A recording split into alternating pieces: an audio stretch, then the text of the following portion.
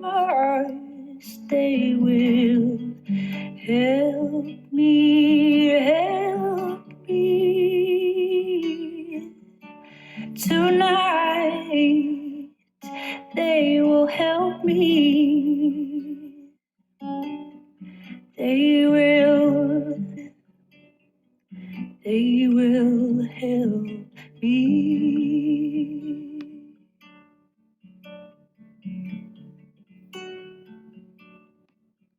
Bienvenue dans le podcast Cercle de créativité. Ce podcast-là, je l'ai créé pour toi, pour moi, pour tous ceux qui ont vraiment besoin de plus de deep, de profondeur, qui ont besoin d'aller chercher en soi, dans ses ombres, dans ses lumières, d'aller chercher tout son potentiel pour aller vers l'expansion, pour aller vers la connexion à sa propre magie, la connexion à son propre potentiel, la connexion à son propre pouvoir. Dans le cercle de créativité, j'invite des femmes et des hommes puissants dans leur médecine pour aller en profondeur dans les choses, pour vous faire grandir en expansion. Voilà, c'est le cercle. Send desire overthrow my vital power. It will burn me tonight. It will burn me. It will burn me. Bienvenue dans ce podcast. Le cercle de créativité. Aujourd'hui, je reçois Lynn Saint-Amand. Bonjour, Lynn. Bonjour. Ça va bien? Oui, toi? Oui. Parle-moi de qu'est-ce que tu fais. Ben moi, j'aide les gens, les femmes surtout, à reprendre leur puissance, leur confiance, s'aimer, se respecter, se faire respecter grâce au féminin sacré. Alors, en gros, c'est ce que je fais. OK. Et qu'est-ce qui t'a amené à faire ça? Qu'est-ce qui m'a amené à faire ça? C'est vraiment, c'est ma mission de vie, en fait. Hein? Moi, très jeune, quand j'ai demandé le divorce, j'ai perdu tout mon pouvoir, en fait. Et j'ai laissé beaucoup trop de pouvoir dans cette relation-là. Et même que ça a tout pris l'argent que j'avais récolté dans cette relation-là. Alors, il a fallu qu'à 30 ans, je me reprenne mon pouvoir, justement, reprenne ma place, ma confiance, puis apprendre à m'aimer dans ma vie. Et de là a commencé ma quête de reprendre ma puissance moi-même.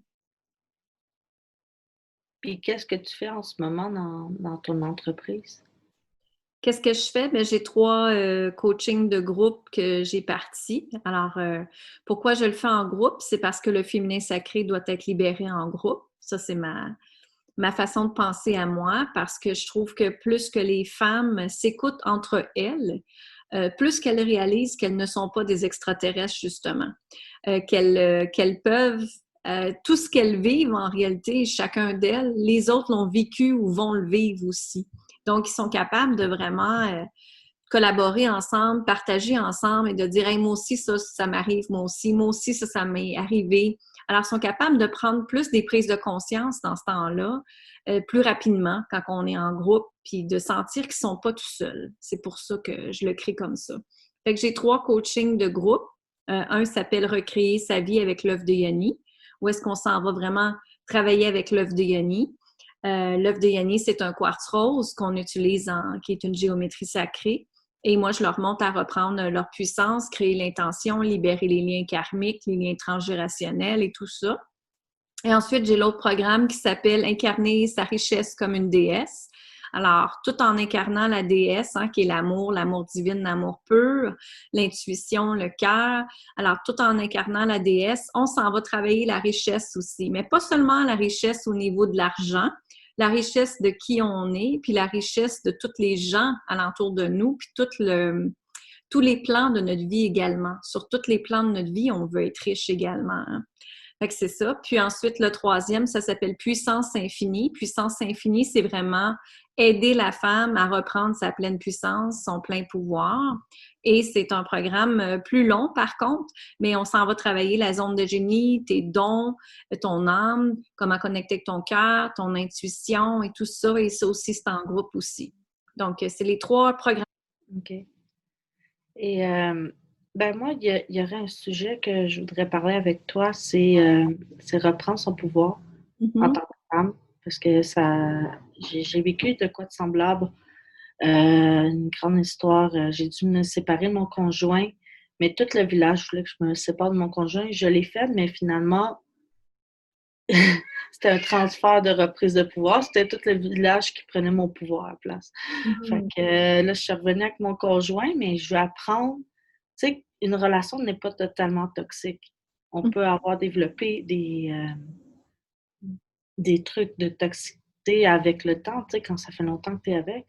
Mais en même temps, tu sais, c'est une bonne relation. Fait que comment transformer une relation toxique sans nécessairement partir? C'était genre, qu'est-ce qui me trottait en tête? Parce que souvent, on va avec la facilité. Ben, va-t'en si c'est toxique. Puis, moi, j'ai essayé de m'en aller, puis c'était encore plus désastreux. En fait, moi, je partirais à quand vous êtes nés, vos parents, est-ce qu'ils s'aimaient et quelle relation amoureuse que tes parents avaient? Et ensuite, quelle relation amoureuse que tes parents t'ont transmis? Parce que moi, je crois fortement que plusieurs relations, de là à dire le mot toxique, toxique pour moi, je le vois si c'est de la manipulation, si c'est du contrôle, si c'est de l'abus. Si la femme a été battue, violée, moi, je le vois comme ça, dans mes mots à moi, je le décris toxique. Mais par contre, il y a plusieurs relations qui arrivent et je pense qu'on apprend de chaque relation de ça. En fait, plus que les relations sont là, plus que nous, on apprend sur nous-mêmes aussi, hein, c'est comme ça. Et des fois, c'est plate, mais il faut se péter la marboulette souvent pour apprendre nos expériences puis pour faire notre cheminement personnel aussi. Fait que je crois que c'est d'évaluer en premier, puis il faut toujours aussi penser que l'autre est le reflet de nous-mêmes, hein, l'effet miroir. Alors, qu'est-ce que la personne te fait refléter? Souvent, on doit le travailler sur nous-mêmes aussi. Et des fois aussi, ça peut être des compatibilités différentes que l'univers t'envoie cette personne-là, puis que tu te dis peut-être que cette personne-là te tombe sur les nerfs, on va dire, mais c'est parce qu'elle est peut-être totalement, complètement différente de toi. Moi, si je regarde différentes relations que j'ai eues, oui, j'en ai une qui était toxique parce que la manipulation, le contrôle était là. Je devais couper les tomates d'une certaine façon. Je devais être revenue à telle heure. Il devait contrôler l'heure que j'arrivais. Ça, pour moi, le contrôle, c'était très difficile parce qu'en fait, ma valeur première, pour moi, c'est la liberté. Donc, si je suis dans une relation, si je sens que j'ai pas de liberté, ça va mal aller pour moi. Et c'est pareil pour mon travail, la liberté doit être là. Donc, moi, aller travailler pour quelqu'un d'autre, ma valeur première, c'est liberté. Donc, c'est certain que ça marche pas avec moi, tu sais. Fait que c'est vraiment, chaque chose nous apprend quelque chose, chaque personne nous apprend quelque chose. Et je pense qu'aussi en vieillissant, je le sais, j'ai 45 ans maintenant. Alors, en vieillissant, on apprend des choses différentes aussi que qu'est-ce que c'est la relation. Tu sais, si on regarde les relations amoureuses, pour ma part, dans la vingtaine, je cherchais une relation passionnée. Hein? Si on cherche la passion, on cherche l'amour, on cherche le coup de foudre, des choses comme ça. À 30 ans, je cherchais une relation qui était peut-être plus, c'est bizarre à dire, mais qui est peut-être plus sexuelle, sensuelle, plaisir, joie de vivre. C'était plus ça que je recherchais. Et à 40 ans, c'était plus la stabilité. Et là, à 40 ans, j'ai redéfini qu'est-ce que c'est l'amour pour moi. Et en fait, je me suis remariée. Et ce que c'est l'amour pour moi maintenant, c'est une relation respectueuse, où est-ce qu'on partage, où est-ce que la communication est ouverte, où est-ce que le respect est établi à 100%, ou est-ce qu'il est mon ami aussi en même temps? Oui, je l'aime, on s'aime beaucoup, on a une petite fille ensemble, mais le respect est là en premier but, tu comprends? Et la liberté est là en premier but. Fait que moi, je dirais à chaque personne, c'est de regarder quelles sont tes valeurs principales pour toi et est-ce que ça se reflète dans ton environnement, dans ta relation amoureuse, dans ton travail, dans tout ça. Ça serait ça que je te dirais que je le regarderais. OK. Mais merci. Puis je pense que ça va aider bien des femmes à reprendre son pouvoir. Puis c'est pas quelque chose de facile, reprendre son pouvoir. Tu sais, c'est comme, qu'est-ce que ça veut dire vraiment? Tu sais, c'est comme, moi, je vois ça plus comme me choisir, arrêter de focusser sur tout le monde, sur toutes les relations autour, puis de focusser sur toi. Exact. C'est comme l'œil, tu focuses, t'es en puissance tout le monde, mais à un moment donné, ça va faire, là. Moi, j'ai fait le tour du cadran, là, j'ai focusé sur tout le monde, je voulais tellement qu'ils grandissent. Puis je m'oubliais, je me faisais tasser, je me faisais copier, la colère montait, puis à un moment donné, j'ai fait comme choisis-moi puis ma famille, tu sais, je vais pas... Tu sais, c'est allé très, très loin, là. J'ai failli perdre ma famille parce que je focusais sur tellement plein de personnes pour les aider. Puis moi, je me suis oubliée. J'ai dû partir super loin pour me reprendre. Oui, oui. Et en fait, ce que tu dis, c'est exactement ce que beaucoup de femmes font. On veut, matériellement, ça fait partie de notre génétique, je pense, qu'on veut aider tout le monde, qu'on veut être... parce que, en fait, on a été probablement élevés, en tout cas, moi, j'ai été élevée comme ça, qu'il faut que j'aide tout le monde. Il faut être la bonne personne, il faut aider tout le monde, il faut collaborer tout le monde. Ben là, ça n'a pas de sens, il faut aider tout le monde. Moi, c'était comme ça dans ma famille. Il fallait toujours aider. Mais à un moment donné, pour moi, reprendre le pouvoir, puis c'est ce que mes clientes me partagent aussi, c'est qu'en fait, plus qu'on donne notre énergie à d'autres personnes, plus qu'on donne notre pouvoir à d'autres personnes. Et comme tu dis, c'est prendre soin de nous en premier. Qu'est-ce que nous, on a besoin? Qu'est-ce que c'est nos besoins essentiels à nous, non négociables dans la vie? Puis ensuite, tu peux aider les autres personnes. Mais tu sais, c'est pareil comme quand tu prends l'avion, le fameux masque d'oxygène. Qu'est-ce qu'ils te disent quand il va y avoir un accident? Mets ton masque d'oxygène à toi avant d'en donner aux autres, avant d'aider les autres. Fait que c'est pareil, la vie, c'est mets ton masque d'oxygène à toi pour te faire respirer en premier, puis après, tu peux aider les autres. Si tu désires aider les autres, premièrement. Fait que ça part vraiment de là. Puis, en fait, moi, j'étudie toujours mon énergie dans une journée. Où est-ce que je donne mon énergie? Puis, est-ce que je le donne à la bonne place? Ou à la bonne personne? Ou à la bonne fréquence? Peu importe, hein? Fait que c'est plus nous, on est en fréquence vibratoire optimale, plus que les choses vont être extraordinaires dans notre vie. Puis aussi, il faut penser aussi que les gens alentour de nous, on ressent leur énergie négative. Et s'il y a beaucoup de négativité, c'est certain que ça va nous attendre et ça va descendre notre taux vibratoire à nous aussi. Et quand on est dans un taux vibratoire de merde, excusez l'expression, mais c'est ça, quand on est dans ce taux vibratoire-là, ben, on ne peut pas être optimal, on ne peut pas être amour, on est juste peur, anxiété, stress. Fait que dans ce temps-là, on ne peut rien créer. Oui, je suis entièrement d'accord avec ce que tu as dit. Mais quand on... qu'est-ce que je voulais dire? Quand on reprend... oui, c'est ça.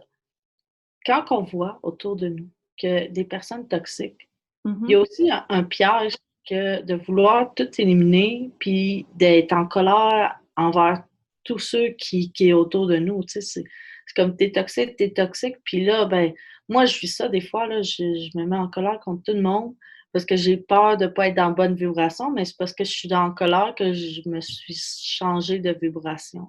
Exactement. C'est que la peur, la colère, le stress, l'anxiété t'emmènent dans une mauvaise vibration. Fait qu'à ce moment-là, tu peux rien avoir de wow alentour de toi. C'est aussi simple que ça. Fait que nous, notre job, puis moi, c'est ce que je dis tout le temps à mes clientes, c'est de travailler ta propre vibration, ta propre fréquence, ta propre énergie à chaque jour. La garder saine pour que rien, justement, alentour de toi t'attaque ou te pollue, ou te toxique, ou t'emmène à une autre place qu'il ne faut pas t'emmener. C'est ça qui arrive. Puis c'est normal quand on est dans un couple de pas tu sais, ça peut arriver, là, comme moi, ça peut arriver que mon mari peut arriver du travail puis qu'il a eu une mauvaise journée, mais je le laisse pas influencer dans ma journée à moi. Je vais l'écouter, mais moi, je vais rester en état optimal, je vais rester en état d'amour, tu sais. Puis, tu sais, quand il y a des choses négatives qui peuvent se passer, je sais que c'est difficile à dire, retourne de l'amour à cette personne-là, mais c'est tout ce qu'on peut faire. Nous, on peut juste être amour dans une fréquence d'amour, puis les autres, s'ils sont dans la fréquence de la peur, ben c'est pas notre problème. On se met dans une bulle de protection, on se met dans une bulle d'amour, justement, qu'on peut même imaginer qu'il y a des miroirs alentour de nous qui est face à eux. Comme ça va être réciproque sur eux, ça revient à eux, leur propre démangeaison qu'ils doivent travailler. C'est pas à nous à ce moment-là. Ça nous attaque pas à ce moment-là. Fait que ça, c'est un apprentissage de toujours, hein, c'est sûr, le pouvoir, mais c'est vraiment de regarder, OK, quand est-ce que je donne mon énergie à cette personne-là? Quand est-ce que je le donne pas? Comment moi je me gère? Puis de vraiment revenir dans l'amour pur pour soi-même, tu sais. Je t'invite à lire le livre Conversation avec Dieu, si tu ne l'as pas déjà lu. C'est un livre extraordinaire de Donald Walsh. Vous pouvez aller sur YouTube, marquer Conversation avec Dieu, il y a le vidéo, il y a l'audio du livre, il y a tout ça gratuit qui est sur YouTube. Puis c'est vraiment quand on travaille avec la fréquence de l'amour, au lieu de la fréquence de la peur, bien, tout change. C'est pareil comme prendre nos décisions dans notre vie. Tu sais, combien de fois qu'il y a de femmes que je vois qui restent avec leur conjoint parce qu'ils ont peur de ne pas arriver. Parce que là, ils mettent la peur de l'argent là, tu sais. Au lieu de prendre la décision avec amour, ben par amour pour moi, qu'est-ce que moi j'ai besoin? Et l'univers va suivre automatiquement ce que tu désires. Tu sais? L'être humain, ça met tellement de peur et fait tout en fonction de la peur, au lieu de prendre leur solution, leur questionnement par amour. Par amour pour moi, qu'est-ce que ça serait? Et quand on est dans une fréquence d'amour, ben Dieu, l'univers, la source, appelez-le comme vous voulez, va juste t'envoyer ce que tu as besoin parce que tu t'es écouté, tu as écouté ton âme, ton intuition puis ton cœur. Voilà. C'est vraiment lumineux. Puis, mais, OK, il y a la justice en moi de la famille qui veut parler. Pourquoi il y a une pression sociale à ce que les familles se séparent dès qu'on sent que la personne est toxique? Parce que c'est vague dire qu'une personne est toxique. Tu sais, tu peux être en colère après ton mari parce que, je sais pas, moi, il est un peu lent. Puis tu peux dire qu'il est toxique. Tu sais, tu peux lire sur les pervers narcissiques sur Internet, puis tu peux dire qu'il est toxique. Tu sais, genre, c'est vague la pression de se séparer. On dirait qu'il y a une culture sociale que tout le monde doit se séparer sans nécessairement aussi guérir les blessures ensemble. Comme, on dirait que, je sais pas, si les couples se séparent de plus en plus, « Ah, tu ne conviens plus, t'es toxique », c'est comme une mode, c'est comme rendu que tout le monde est toxique, là. Puis tout le monde se sépare, puis tu sais, t'as plus de dépenses, t'achètes 2 maisons, t'achètes plus de jouets, ça fait aussi vivre l'économie. Puis moi, ça me choque profondément cette culture-là de société. Que dès que ça va pas, ben c'est par toi. Moi, je dis juste une petite affaire à une amie, puis elle dit « Ah, c'est par toi ». Tu sais, tout de suite, la grosse affaire. C'est comme, tu peux pas comme régler ta relation, genre au lieu de tout le temps te séparer aussi. C'est sûr, c'est sûr. Moi, j'avais été 10 ans dans mon premier mariage, puis moi, en fait, c'est devenu une relation d'argent, c'était plus une relation amoureuse. Fait qu'on était rendus 2 partenaires d'affaires, tu sais. Et moi, j'avais encore 30 ans, et avec ça, je lui ai dit, est-ce que toi, tu es heureux là-dedans, tu sais? Est-ce que je pense qu'on mérite chacun mieux de notre bord? On a fait notre possible. C'est certain que dans le temps, on n'avait pas d'enfants. Je pense que quand on a des enfants, on prend des décisions différentes à ce moment-là, tu sais. Mais encore là, c'est de retourner à tes valeurs, Jade, et de penser pour toi, est-ce que la famille, dans tes valeurs fondamentales, est-ce que la famille est importante pour toi? Et probablement que oui. Donc, c'est ce qui fait que ça te choque quand peut-être les gens se séparent facilement parce que pour toi, la valeur familiale, c'est important dans tes tripes, tu sais, dans ton cœur, dans ton âme.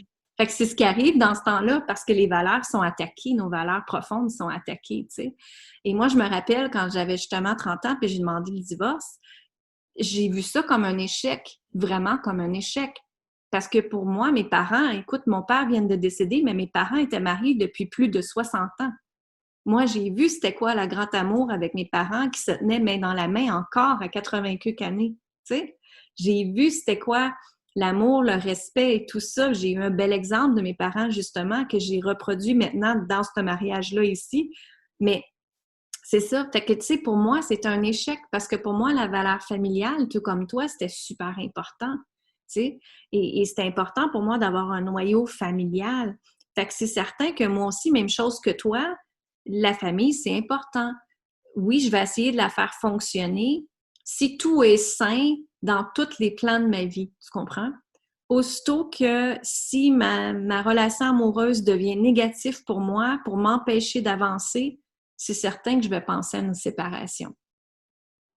Ça, c'est mon point personnel à moi. Tu comprends? Moi, je pense que être en couple, c'est une réflexion sur nous-mêmes. Hein? C'est vraiment ce qui nous bug sur l'autre personne, on va dire ça comme ça. C'est des choses qu'on devrait travailler sur nous-mêmes. Ça arrive souvent. Mais c'est vraiment de revenir à... j'ai perdu mon point. Dans le fond, moi, je sais que j'ai besoin de réaliser mon plein potentiel dans la vie. Alors, c'est certain que si quelqu'un m'empêche à réaliser ce plein potentiel-là, ça ne marchera pas pour moi.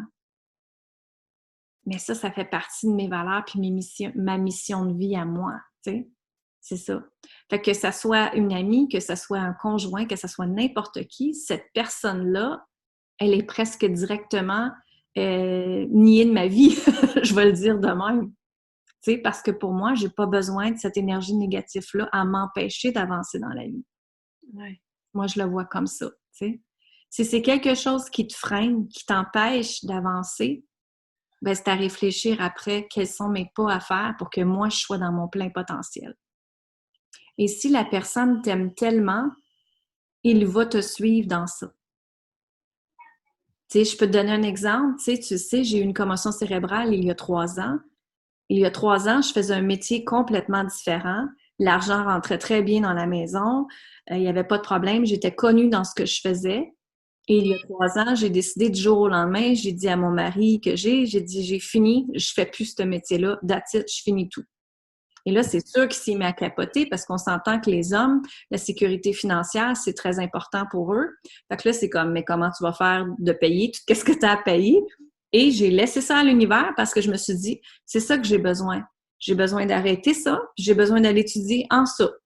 J'ai été étudier en coaching, j'ai été étudier en PNL, programmation neurolinguistique. J'ai été me former à faire plein d'affaires féminines sacrées, à suivre des chamans, faire des formations aux États-Unis, peu importe. Mais j'ai décidé que c'était ça que c'était. Ça a été difficile pour notre couple, tu sais, c'est certain, parce que là, c'est un changement. Mais que ce soit mon mari, mes amis, ma famille, ils m'ont suivi là-dedans parce que c'était mon calling, parce que c'était ma mission, tu comprends? Fait que quand on aime quelqu'un, on peut juste la laisser aller dans son plein potentiel et non pas la retenir. Moi, c'est ce que je crois fondamentalement. Merci. Est-ce qu'il y aurait quelque chose que tu voudrais rajouter ou un point à un autre sujet à parler? Qu'en fait, que si on revient à la sécurité financière, l'abondance, la prospérité, la richesse, appelez-le comme vous voulez, tout part de soi. Tout part de la femme que tu es présentement, tout part de la façon que tu t'aimes. Et si tu t'aimes, ben Dieu va te récompenser parce qu'il va te dire bravo, bravo, parce que tu as pris soin de toi. Alors, en réalité, c'est drôle parce que la société, hein, dans nos croyances de l'argent, il faut travailler fort pour avoir de l'argent. Il faut tout le temps pousser pour avoir de l'argent. Alors que c'est le contraire. Ce qu'on apprend maintenant en énergie, c'est 90% de ta réussite est reliée à l'énergie et ta fréquence énergétique, puis la façon que tu prends soin de toi. Imagine. Et 10% est la réussite des stratégies. Fait que c'est 90% du temps que tu dois t'occuper de toi, de ta vibration, de t'aimer, de la fréquence qui va faire en sorte que tu vas avoir plus d'argent dans ta vie. Fait que c'est ça qui est extraordinaire maintenant avec la neuroscience, la neuroplasticité, c'est ce qu'enseigne. C'est que c'est notre énergie, notre fréquence qui fait toute la différence. Fait que vu que toi, tu as beaucoup de femmes aussi qui suivent ton podcast, mesdames, c'est prenez soin de vous en premier avant de prendre soin des autres. Et faites attention à votre environnement, et l'énergie que vous donnez aux autres. Alors, toujours se donner notre énergie positive à nous avant de soigner les autres, avant de guérir les autres, avant de vouloir aider toute la planète entière, aider soi-même en premier. Fait que c'est ça que j'aurais à dire.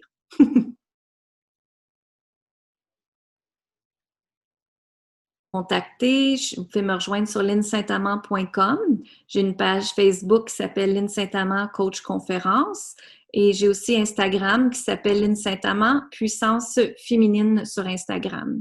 Il y a mon podcast aussi, hein? Comme toi, j'ai un podcast. Le podcast s'appelle Femmes puissantes, Femmes inspirantes que vous pouvez retrouver sur iTunes, Stitchers, Google Podcasts ou sur mon site web linsaintamant.com/podcast. Fait que voilà, c'est comme ça qu'ils peuvent me rejoindre. Ben, merci, puis ce podcast-là, je l'adore. Oui, merci. Puis, ben, merci d'être venu à ce podcast. Puis, merci beaucoup à toi, Jade, puis merci à tes auditrices, tes auditeurs. Puis je suis certaine que ça va porter fruit, ce beau podcast-là, à toi. OK.